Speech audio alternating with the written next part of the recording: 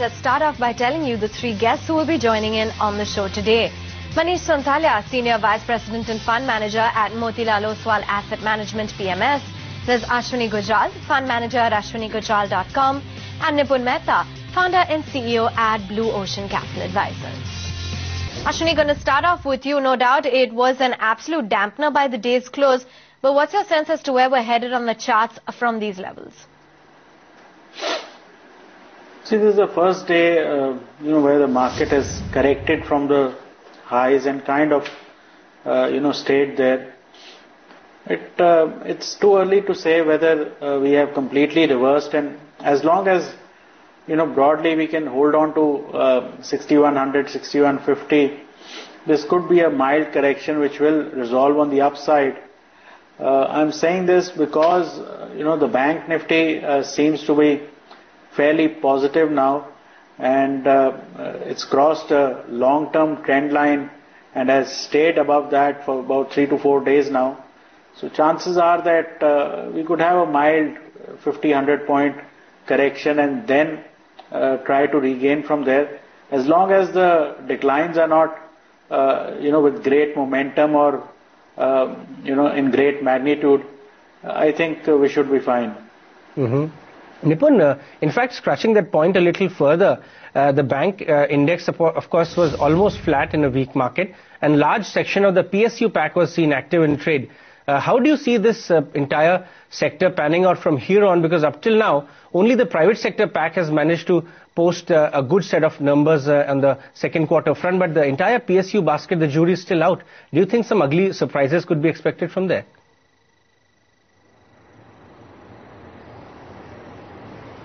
Well, some of them, Ajay, yes, for sure, there are likely to be ugly surprises. You've seen underperformance from this entire pack, despite the fact that the valuations are relatively attractive. But that constant fear has come about virtually across the entire pack that there is likely to be higher provisioning that could be there probably for this entire pack. You saw this in quite a few of the PSU bank stocks, particularly the mid-cap banks, sometime for the during the June quarter. This time also that trend could continue in terms of provisioning. You've seen that in the private sector in terms of extension of that provisioning by a few percentage points, by a few basis points, even for the private sector. So for the PSU banks, probably the provisioning fear is likely to be coming about true. It might not extend to the entire sector. You saw it in some of the banks, the mid-sized banks in June. For September again, that could hold true. So we believe that yes, that entire pack being suppressed is not something that could continue. You will see positive developments coming in terms of lower provisioning for some of the banks, and you could see bump ups in some of them. We would believe at least amongst the larger mid-sized ones, let's say like a BOB or a Union Bank, you might just see lesser provisioning that could come about, and there could be some bump up that you could see there. But clearly, I think that the incremental capitalization that on which the announcement has come about, and the incremental funds that some of these banks are likely to get is not something that could be a serious reason. You're not likely to see serious benefits coming out of that kind of incremental capital for a lot of these banks. So I think it's clear that it's going to be provisioning. It's clear it's going to be the kind of profitability that they'll show, the NIMs that will show. But you could see bump ups in some of these PSU banks in the coming days. Manish, do you concur with that opinion? Is there anything that you like within the PSU banking lot? So we have something like a Jammu and Kashmir Bank. We have State Bank of India. These are two banks which we like. We are also working with PNB and BOB. I think these are the four banks which are there on our radar as far as the PSU banks space is concerned.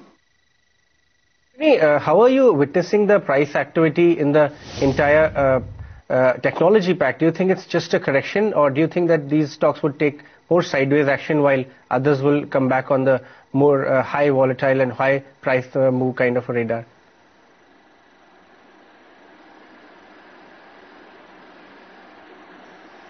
Ashwini, can you hear me? I was wanting your opinion on the entire technology basket. Do you think it's just a price correction which is happening right there, and the dips should be bought? Well, I think there will be a fairly decent correction, so there should be no hurry to buy the dips. I think CNX IT maybe could retrace at least 30% of the gains that it made. So I wouldn't be surprised if you get to 8,000, 8,200 on the CNX IT. You need to get into these stocks only once you have a nice weekly gain where these stocks are able to sustain at higher levels. Otherwise, the correction is only into its second week. Stocks which have gone up for many weeks, maybe 25, 30 weeks, can correct a bit more. Nipun, what's the sense that you're getting from the cement basket? Because in terms of the numbers, you did have lower than expected realizations, higher costs and lower margins for most of these frontline companies. Is the pain here to stay?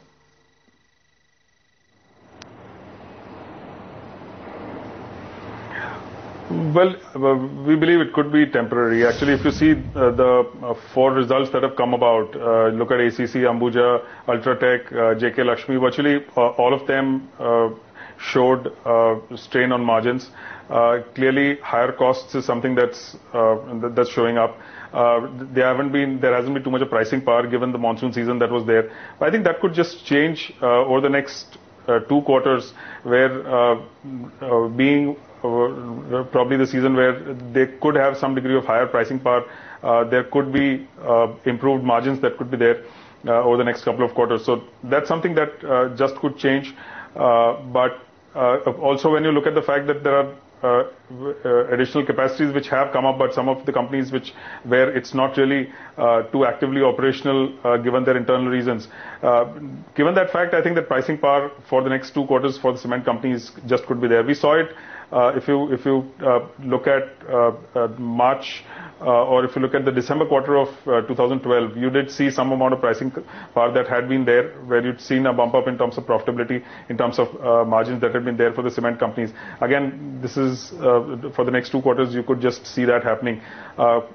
Costs in terms of fuel costs, power costs, that's something that is likely to be continuing for them at a higher level. That's unlikely to change. But what could just change margins is marginally improved pricing power. So we would believe at least for the next couple of quarters there could be marginal change as far as cement margins are concerned. Demand probably also could be or is likely to be better. Nipun, let me come to you. Reaction on ITC or ICICI Bank compared to how some of the peers have reported second quarter numbers so far. Do you have a view on either of these two?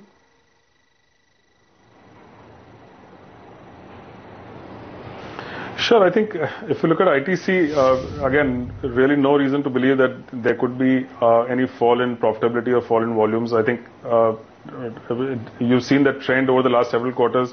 You've seen that in the last quarter as well, for the September quarter as well. You've seen price increases on some of their products. Clearly, despite the price increases, ITC continues to show higher volumes and higher margins on cigarettes. Across virtually all businesses, there hasn't been any significant dent or change as far as the top line growth is concerned or the margins are concerned. So I think as far as ITC is concerned, you could see the same kind of growth that you've seen over the last few quarters to be continuing. On ICICI Bank, well, I think while the private sector banks virtually have shown consistent NIMs as well as lower provisioning, I think you did see a few basis point increase for some of the private sector banks where the results have come out in terms of the provisioning that is there. The same just could be also true for ICICI. Not that it could impact profitability significantly. You'll probably see a marginally higher profit margin growth in comparison to what you saw for the last quarter, but there could just be higher provisioning that could be there, just like the trend we've seen for the other private sector banks. So really no negative surprise, I would think, as far as ICICI Bank is concerned. Ashwini, can't help but notice that kind of a trend that you're spotting in the textile space. Arvind and Raymond put out a good set of numbers and they were rewarded. What are the chart readings looking like on these two counters? More upside? See, Arvind had a fairly sharp move from about 85. It paused for a few days and now is beginning to rally again. It's possible we could see 115, 120. The weak rupee will help the textile stocks as well. So chances are that they should move up. Raymond's 315, 320 is possible. Manish, we have got a really important event coming up next week, as well as another credit policy. And does it look like the 25 basis point repo hike this time round has already priced in by the markets by now? Yeah, more or less, because the difference or the difference between the MSF rate and the repo rate window is basically now 150 basis point, and RBI governor has indicated that this will be brought down to 100 basis points. So inflation is very sticky. So in all probability, markets have already discounted a 25 basis point hike in repo, so as to bring down the difference between the MSF rate and the repo rate window to something like 125 basis point. If you were to not get any repo rate hike, that would be in fact quite positive from the market's point of view. We're taking it straight to some of the important stocks that you need to watch out for. We'll get in Yatin from our research team up first to point out what the dealing rooms are chatting about. Yatin. Well, HCL Tech is one stock from the IT space you need to watch out for. After the results, we have seen the stock correct significantly in trade. Of course, the FII selling has been responsible for this according to dealing sources. But if you look at the latest development, most of the dealing room and the brokerage have been floating the notes that MSCI rebalance which is happening somewhere in second week of November, their HCL Tech's weight could be reduced and an incremental $50 million selling could be seen here. So dealers are expecting that there could be further downside as far as HCL Tech is concerned over the next 2 or 3 weeks. Apart from this, Indiabulls Housing Finance is one stock you need to watch out for. A lot of activity in today's trading session. Almost 12 lakh shares traded via block deal in today's trade. Dealers are believing that the dividend yield on Indiabulls Housing Finance remains quite healthy. Apart from this, the profits are expected to grow by nearly 20% on an average going forward. So this is one fundamental pick wherein they're expecting 15 to 20% short-term gains. All right, thanks for that, Yatin. Nipun, what are the stocks you have on your radar right now, looking at the market or perhaps scanning the results which have been reported so far?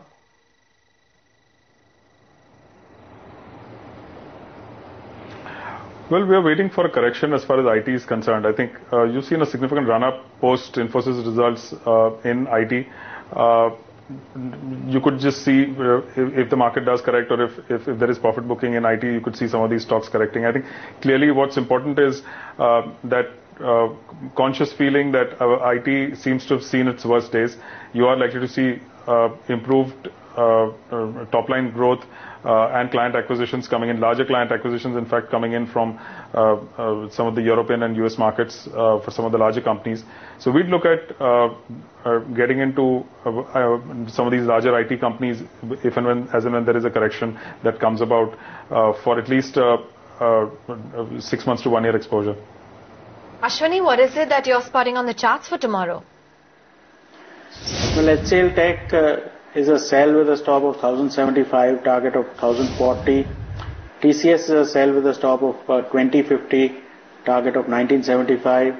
And Tata Global is a buy with a stop of 159, target of 175.